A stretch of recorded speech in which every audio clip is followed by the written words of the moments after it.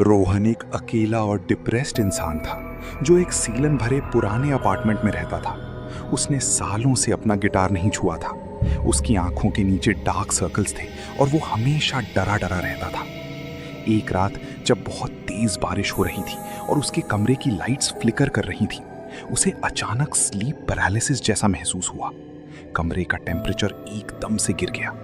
जब उसने आंख खोली तो देखा कि छत सीलिंग पर एक लड़की उल्टी चिपकी हुई है। उसके बाल लटक रहे थे, गर्दन एक अजीब एंगल पर मुड़ी हुई थी और उसके कपड़े खून और मिट्टी से सने थे।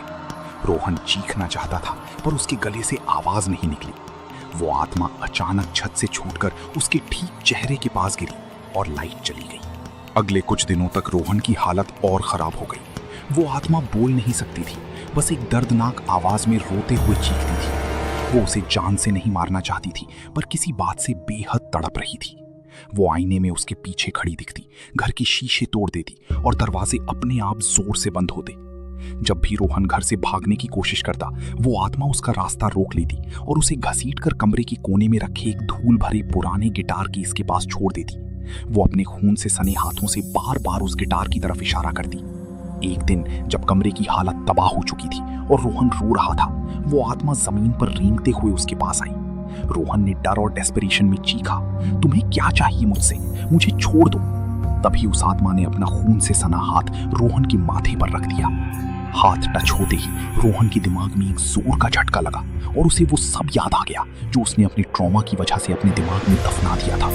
उसे याद आया कि 3 साल पहले वो एक बड़ा म्यूजिक शो करने वाला था। ये डरावनी आत्मा कोई और नहीं बल्कि उसकी कॉलेज जूनियर और उसकी म्यूजिक की सबसे बड़ी फैन माया थी। माया उस रात बारिश में रोहन का शो देखने आ रही थी, पर रास्ते में एक भयानक रोड एक्सीडेंट में उसकी मौत हो गई थी। इस हादसे के गिल्ट और सदमे में रोहन ने हमेशा के लिए म्यूजिक छोड़ दिया था और माया की मौत की मेमोरी दिमाग से पूरी तरह ब्लॉक कर दी थी। माया की आत्मा उसी गिल्ट और उस अधूरे शो की वजह से वहां भटक रही थी और उसे शांति नहीं मिल रही थी। ये सच याद आते ही रोहन जमीन पर घुटनों के बल बैठकर पूरी तरह रोने लगा। माया की आत्मा अभी भी अपने डरावने रूप में कांप रही थी, जैसे वो भी उस दर्द को दोबारा महसूस कर रही हो। रोहन रोते हुए धीरे से उठा। उसने अपना धूल से भरा गिटार कीस खोला और गिटार निकाल लिया। कमरे में खूब अंधेरा था, बस खिड़की से चांद की रोशनी आ रही थी।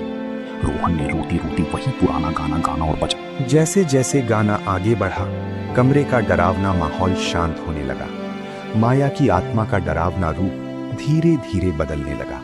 उसके चेहरे से खून और जख्म गायब होने लगे और वो वापस एक नॉर्मल मासूम लड़की के रूप में आ गई। उसकी आंखों में आंसू थे, पर चेहरे पर एक शांति और हल्की सी मुस्कान थी। गाना खत्म होते ही माया एक सुनहरी रोशनी में बदलकर हवा में गायब हो गई। रोहन अकेले उस खाली कमरे में गिटार पकड़े बैठा रहा। कमरे की लाइट्स नॉर्मल हो गई थी और उसके गिटार पर बस माया के आंसू किए